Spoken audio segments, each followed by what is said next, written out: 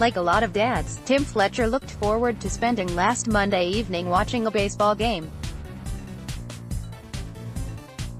Just like a lot of dads, he would be at home, watching on TV, enjoying a snack. And that's about where the comparisons to Tim Fletcher's week and the rest of the dads stop. Tim Fletcher has two sons, David and Dominic, who are both exceptional baseball players. Each had one of the biggest moments of their young lives this week, leaving Tim both excited and in need of several plane tickets. The first weekend of June, Tim was in Fayetteville, Arkansas watching his youngest son, Dominic, play center field for the Arkansas Razorbacks and win their regional, the opening round of the NCAA baseball tournament. "I was home for the Super Regionals though. His mom, Fernanda, was out there. We kind of switch up," Tim explained.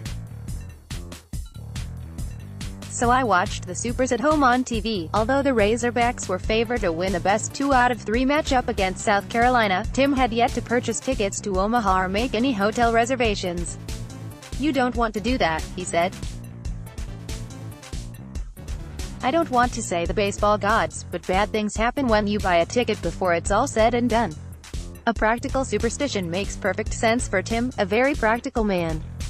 The Orange native spent 5 years serving our country as a member of the Army, then moved on to work in construction for the last 30. His work ethic, down-to-earth demeanor, and drive to succeed has been passed down to his sons partially through nature, but largely due to example. "David's a grinder, just like Dominic. And they get that from their dad," explained David's agent Steve Rath, who has known the family since David was a freshman at Loyola Marymount. "He's just instilled this work ethic into these two and it's the same as him. He's a grinder, he's a blue-collar guy, he works his butt off and you can see that in David and Dominic." Rath describes Tim as a very supportive father, but not overbearing. While at the Fletcher house for a barbecue several years ago, Rath saw a pile of wood in the backyard. Tim was building a gym for his sons to use. "They used that all through school. David would use it when he was home," recalled Tim. "I had a custom net hung. They had weights, a squat rack, dumbbells rack up to 100 pounds, that was about it." But Tim's support of his son started well before that gym. The 55-year-old played football in high school and junior college, then did some powerlifting while in the Army.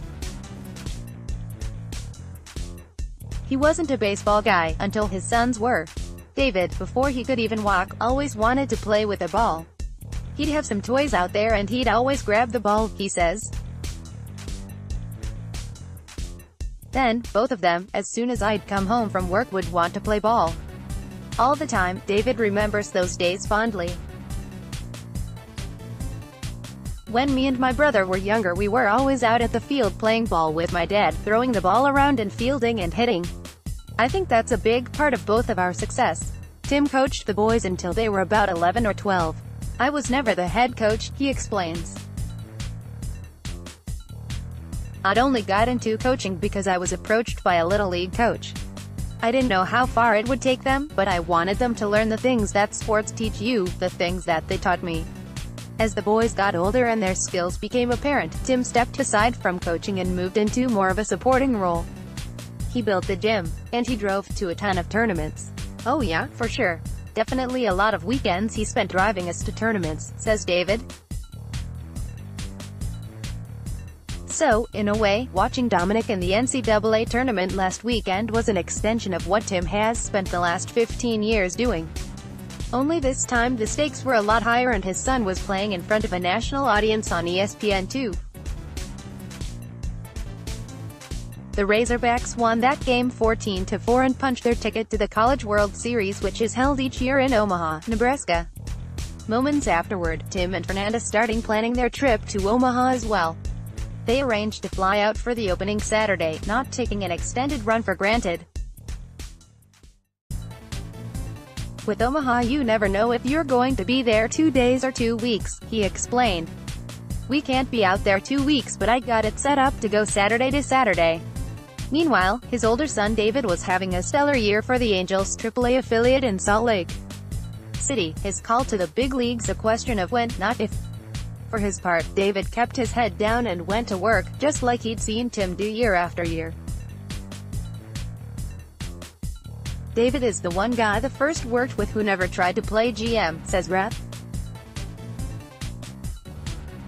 He never complained, he never looked ahead, he just goes out there and goes to work, whatever level he's at.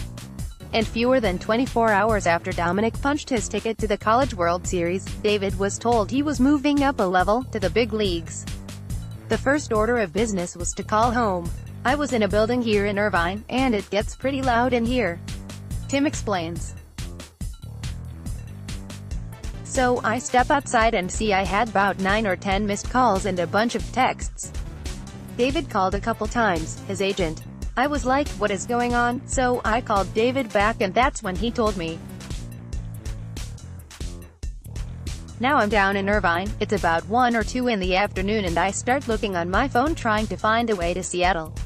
When asked about talking to his dad and sharing that news, the normally stoic David's voice changes, the emotion and excitement evident. That was pretty cool. Just the excitement, I could tell how excited he was. And I was excited, David said, in noting that it will be something he'll always remember. So now the dad enjoying a baseball game on a Monday night after work, who spent Monday night and Tuesday morning planning a trip to watch one son in the College World Series, needed to book an impromptu trip to Seattle to watch his other son make his big league debut. I was looking on my phone and there was no way to get back home then get to the airport and get to Seattle in time for the game. I didn't know if David was playing or not, but I was trying to find a way. Tim recalls. I was looking at LAX but the first flight I could realistically make left about 8 and the game started at 7. And they had a day game Wednesday so I told him I'd take a flight first thing in the morning Wednesday. David arrived in Seattle at roughly 6 p.m. Tuesday night, made it to Safeco Field in time for the game but did not play. However, when the lineups for Wednesday were announced, David was starting at third base and hitting ninth in the order. With Tim in the stands, David got his major league career started with a 2 RBI triple. On the day he went 3 for 4 and made a run-saving defensive play at home plate. It still feels kind of crazy but it was definitely a good feeling to get out there, David said that evening. And that triple? That was definitely a cool moment, getting my first hit. And it being a triple that drove in a couple runs was really cool. One memory of a lifetime down and another on the horizon. Tim flew back to Orange County after Wednesday's game. In true grinder fashion, he went to work on Thursday. As expected, the pride Tim feels in his sons is evident in his voice. There's a little change whenever the conversation veers from questions about himself to ones about his sons. And while Dominic is expected to be a fairly high draft pick and David has the makings of a solid MLB player, it is life away from baseball the father says he enjoys most now. We hardly ever talk about baseball anymore. Everyone else talks about baseball with them all the time. So we hardly talk baseball. Overall, Tim is happy with where baseball has taken David and Dominic. I always told them if you can do what you're passionate about, whatever your passion is, and make a living doing it, you'll never really work. It won't feel like work. If you do it for free, and they're paying you to do it, you're not working. As far as David and Dominic's success in baseball, it's not waking up at 4 every morning and going out there day after day to make a living.